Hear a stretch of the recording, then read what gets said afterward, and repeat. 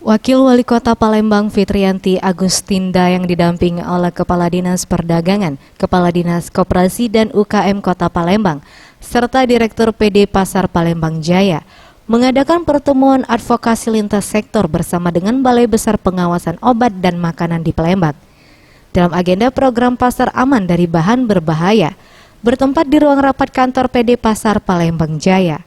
Wakil Wali Kota Palembang Fitriyanti Agustinda mengatakan, kesempatan ini adalah membangun komitmen bersama antara pemerintah Kota Palembang bersama BB POM untuk menciptakan pasar yang aman dari bahan makanan berbahaya.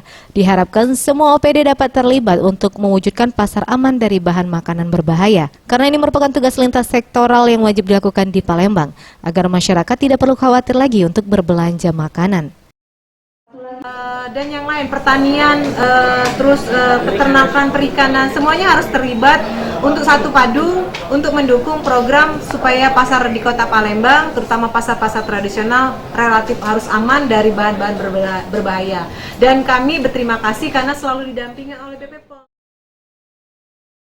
Sementara itu, Kepala BB POM di Palembang Hardaningsi menjelaskan, sebagai komitmen BB POM bersama pemerintah Kota Palembang untuk menciptakan pasar aman. Dalam kesempatan ini juga BB POM menyerahkan 1 unit test kit kepada pemerintah Kota Palembang yang nantinya dapat dipergunakan untuk menguji kandungan bahan makanan yang dijual di pasar. Selain itu juga akan diberikan pelatihan dalam penggunaan alat bagi kepala pasar yang ada di Palembang. Tadi kan sudah kita berikan test kit.